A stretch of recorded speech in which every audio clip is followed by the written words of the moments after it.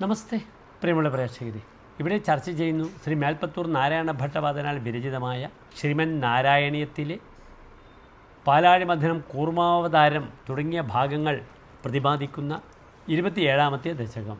പ്രിയമുള്ള പ്രേക്ഷക ശ്ലോകം ശ്രദ്ധിക്കുക.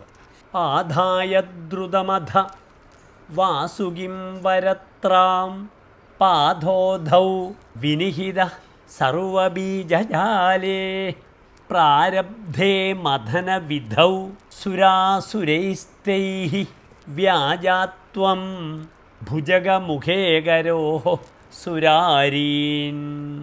ഇനി പദച്ഛേദം ശ്രദ്ധിക്കുക. ആധായ ദ്രുതം അധ വാസുകിം വരത്രാം പാധോധൗ വിനിഹിത സർവബീജജാലേ പ്രാരബ്ധേ മദനവിധൗ സുരാസുരൈഃ തൈഃ വ്യാജാത് ത്വം ഭുജഗമുഖേ അകരോഹോ സുരാരീൻ. ഇനി ശ്ലോകത്തിൻ്റെ അന്വയം ശ്രദ്ധിക്കുക.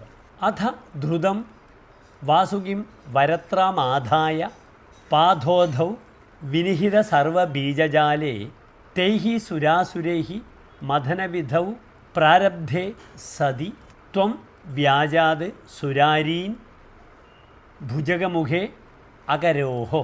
പ്രസ്തുത ശ്ലോകത്തിൻ്റെ ആശയം ശ്രദ്ധിക്കുക. ഇപ്രകാരം വളരെ വേഗത്തിൽ തന്നെ വാസുകിയെ അമൃത് കടിയാൻ വേണ്ടി കടകോൽ കയറാക്കിയിട്ട് സർവ്വ ഔഷധി ബീജങ്ങളും നിക്ഷിപ്തമായിരിക്കുന്ന ആ അനന്തസാഗരത്തിൽ ദേവാസുരന്മാർ മഥനം ചെയ്യുവാൻ ആരംഭിച്ച സമയത്ത് ആ വേളയിൽ അങ്ങ് വ്യാജമായി വാസുകിയുടെ സർപ്പമുഖത്തുള്ള ഭാഗത്ത് അസുരന്മാരെ നിർത്തി എന്ന് ശ്ലോകത്തിൻ്റെ സാരം.